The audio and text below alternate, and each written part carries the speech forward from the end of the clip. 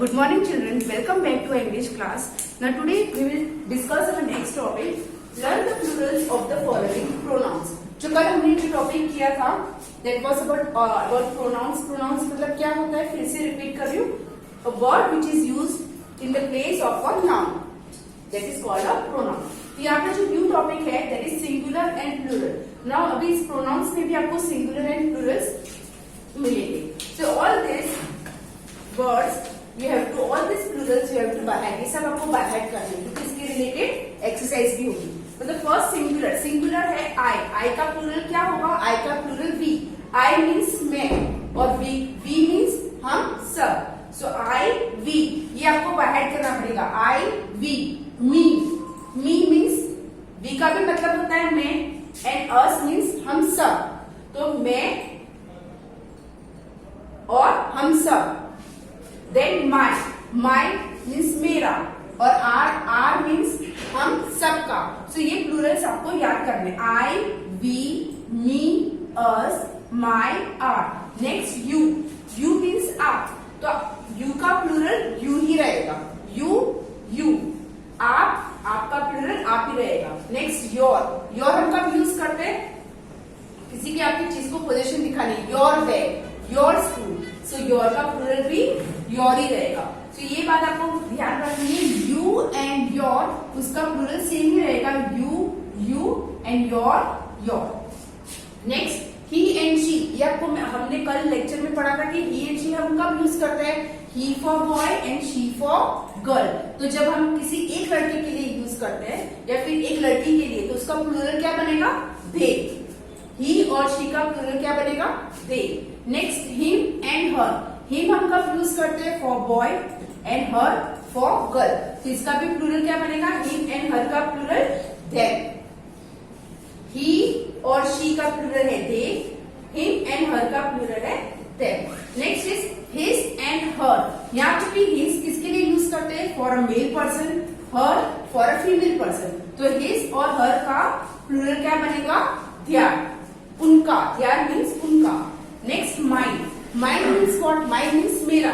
Mind हम कब use करते हैं, पोजीशन दिखाने के लिए. कल भी हमने ये पढ़ा था माइंड के बारे में. जैसे कि दिस बुक इज माइन, ये बुक मेरी है, तो हम तब माइंड यूज करते हैं. तो माइंड का plural ours. This books are ours. तो इसका हो जाएगा माइंड का plural ours. Next yours. Yours का अगेन आपको याद रखना है, योर्स का योर्स ही प्लूरल रहेगा.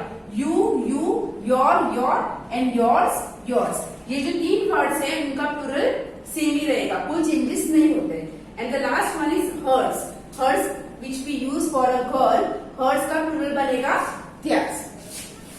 ये सारे जो है सिंगुलर एंड प्लूरल्स ये आपको बाय हार्ट करना है, तो ये आप नेक्स्ट एक्सरसाइज कर पाओगे. सो let us have a look at the next exercise. Rewrite the following sentences with the plural form of the underlined words. यहाँ पर क्वेश्चन का मतलब क्या है, आपको क्या करना है, rewrite. Rewrite means you have to write again. क्या लिखना है, plural form of the underline word. ये जितने भी वर्ड्स आपको दिखाई दे रहे हैं अंडरलाइन किए हुए, उनके आपको क्या बनाना है, plural. So let us have a look at the first sentence. I help him. ना यहाँ पर जो टेबल है उसके हेल्प से हम यहाँ पर फिलअप करेंगे, लेकिन आप जब सॉल्व करोगे एक्सरसाइज प्रैक्टिस के लिए तो आपको ये सारे बाहर करने पड़ेंगे. आई हेल्प हिम. तो आई का प्लूरल क्या है, आई मीन्स मैं, तो आई का प्लूरल क्या बनेगा, वी. तो यहाँ पर आंसर आएगा वी हेल्प हिम. आई का प्लूरल है we, so answer is we help him. Next he teaches her. He teaches her. यहाँ पर हमें किसका प्लूरल बनाना है, हर का. तो यहाँ पर हम देखेंगे हर के दो प्लूरल्स है, देम एंड देयर. अभी हम इसमें कौन सा यूज करेंगे, ही टीचेस देयर और ही टीचेस देयर. देयर किसी की चीज हमें बताने की ये इनकी है तब हम यूज करते हैं. तो यहाँ पर क्या आएगा, ही टीचेस देम, उनको वो पढ़ा रहा है. तो यहाँ पर देयर नहीं आएगा, यहाँ पर आएगा ही टीचेस देम. हर का प्लूरल दो बनेगा, them and their. So he teaches them. The third one is she plays with मी.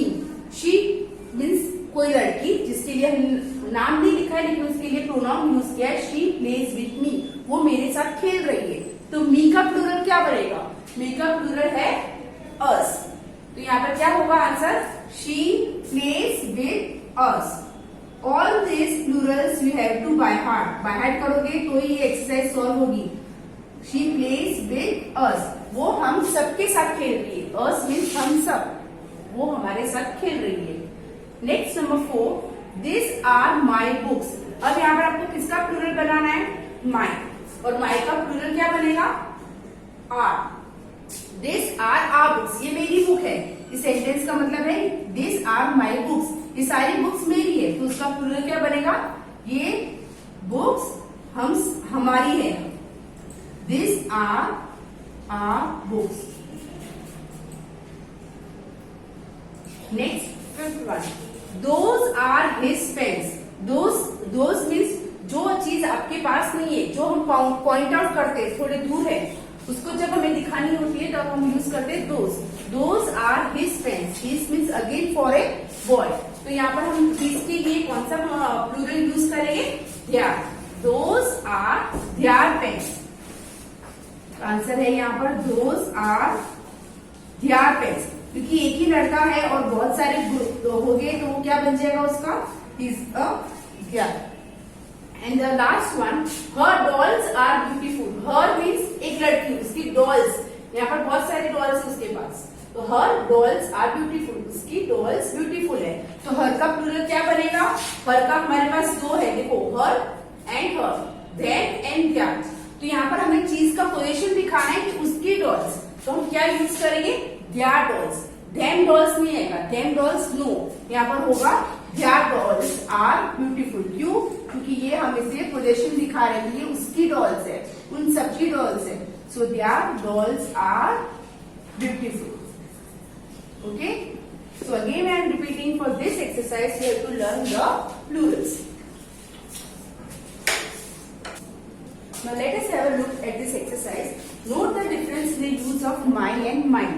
यहाँ पर हमको ये जो डिफरेंस है दोनों सेंटेंस में, उसको नोट करना है। कैसे? यहाँ पर हमने यूज किया है my और यहाँ पर mine। हमने दो प्रोनाउंस यूज किए हैं, my और mine, लेकिन दोनों का मतलब एक ही है। my मीन्स मेरा, माइन मीन्स ऑल्सो मेरा, लेकिन माइन हम कब यूज करते हैं? पोजीशन दिखाने के लिए। For example, this school is mine, ये मेरी स्कूल है। लेकिन आपको जब सेंटेंस बनाओगे तो दोनों का मीनिंग एक ही होगा, लेकिन सेंटेंस फॉर्मेशन अलग है। For example, to understand this, look at this examples. This is my book, इसका मतलब क्या हुआ? दिस इज माई बुक, ये बुक मेरी है। लेकिन जब मैं माइन का यूज करके सेंटेंस बनाऊंगी, दिस बुक इज माइन, ये बुक मेरी है, दोनों का मीनिंग एक ही है, लेकिन माई और माइन में सेंटेंस फॉर्मेशन में डिफरेंस है। Second example, this is our book, इसका मीनिंग क्या हुआ? दिस इज आर बुक, ये बुक हम सबकी है, आर मीन्स सबकी। अब मुझे इसका आर से सेंटेंस बनाना है, तो क्या बनेगा? This book is hours, position दिखा रहा है, ये बुक हम सबकी है, आर्स। तो यहाँ पर एक पॉइंट नोट करना है आपको कि यहाँ पर जब आप आर्ट्स लिखोगे तो यहाँ पर हम क्या करते हैं? जब हम आर्ट्स लिखते हैं तो यहाँ पर हम एपोस्ट्रोफी कॉमा यूज करते हैं, लेकिन ये इसमें यहाँ पर नहीं आएगा। एपोस्ट्रोफी कॉमा यहाँ पर हम यूज नहीं करेंगे। Next third is this is your book. एक सेंटेंस है, दिस इज योर बुक, इसका मतलब क्या हुआ? ये बुक आपकी है, योर बुक। लेकिन जब मैं योर्स यूज करूंगी तो कैसे सेंटेंस बनेगा? दिस बुक इज योर्स, ये इसका मतलब भी वही होगा, ये बुक आपकी है, सिर्फ सेंटेंस फॉर्मेशन में फर्क है। Next, this is her book, इसका मतलब क्या होगा? ये बुक उसकी है, मतलब कोई लड़की की, her means for a girl, so this is her book, ये बुक उसकी है। ना जब मैं इसका हर्स का यूज करूंगी, सेंटेंस कैसे बनेगा? This book is hers, means meaning same है, ये बुक उसकी है। ना यहाँ पर हर्स मीन्स प्लूरल नहीं है, हर्स मीन्स पोजीशन दिखाता है कि ये बुक उसकी है। And the last one is this is their book, this is their book, their means वो सबकी, जो ग्रुप बैठा है, बॉयज एंड गर्ल्स, या अकेले बॉयज अकेले गर्ल्स, सो ये बुक उनकी है, their. This book is theirs, अभी मुझे पोजीशन दिखाना है, देयर्स का यूज करके सेंटेंस कैसे बनेगा? तो this book is theirs. So understood the difference between my and mine. इनका आप डिफरेंस समझोगे कैसे आपको नेक्स्ट एक्सरसाइज में हम इसकी सेंटेंस बनाएंगे। Now let us solve this exercise. Rewrite the sentences using the words given in brackets. Again आपको यहाँ पर क्या करना है, rewrite the sentence. सेंटेंस फिर से लिखना है. कैसे? Using the words given in the brackets. ये जो ब्रैकेट्स में वर्ड दिए गए हैं उसका यूज करके सेंटेंस बनाना है. Look at the first. This is my bed. आपको यहाँ पर सेंटेंस बनाना है. कैसे? माइंड का यूज करके. माइंड. तो इसके लिए आपको क्या करना है, you have to remove mind. ये माइंड आपको निकाल के यहाँ पर सेंटेंस में माइंड ऐड करना है. कैसे करोगे? This bag is mine. ये माइंड को हमने निकाल दिया. This bag is mine. Understood? थोड़े से वर्ड्स आगे पीछे करने हैं. This bag is mine. Mine को हमने निकाल दिया, उसकी जगह पर ऐड किया mine. Next example, that is your pencil. तो look at this sentence properly. आपको 2 और 3 टाइम्स रीड करना है. That is your pencil. आपको क्या ऐड करना है यहाँ पर? योर्स. तो आप कौन सा वर्ड निकाल दोगे? That is your pencil. तो आप क्या लिखोगे? That pencil is yours. आपको ये योर निकाल देना है और आप क्या करोगे? That pencil is yours. That, इसके बाद ये पेंसिल इज योर्स. ये जो ब्रैकेट में वर्ड है वो लास्ट में आएगा. Next number 3, these are our things. इसमें आपको यूज करना है आर्स. तो आप क्या करोगे? कौन सा वर्ड आपको निकालना है? These are our things. तो आपको ये वाला निकाल देना है. तो आप वर्ड्स को कैसे अरेंज करोगे इसमें? These are our things. तो यहां पर लिखोगे दीज थिंग्स आर अवर्स. ये जो ब्रैकेट में वर्ड है विच शोज पोजेशन, वो हमेशा लास्ट में आएगा. These things are ours. जो भी ब्रैकेट्स में वर्ड है वो हमेशा लास्ट में आते हैं. Next number 4, those are her frocks. और ब्रैकेट में दिया गया है hers. Those are her frocks. हमें कौन सा वर्ड निकाल देना है यहाँ से? हर. और ऐड करना है हर्स. तो कैसे आएगा? और ये हमेशा लास्ट में आएगा. So those frocks are hers. Those frocks are hers. And the last one, that is their house. और आपको ब्रैकेट में दिया गया है theirs. That is their house. तो इसका सेंटेंस कैसे बनेगा? आपको कौन सा वर्ड निकाल देना है यहाँ पर? their. ये आपको निकाल देना है और ऐड करना है theirs. तो कैसे सेंटेंस बनता है इसका? That house is theirs. ये जो वर्ड है वो हमेशा लास्ट में ही आता है. That house is theirs.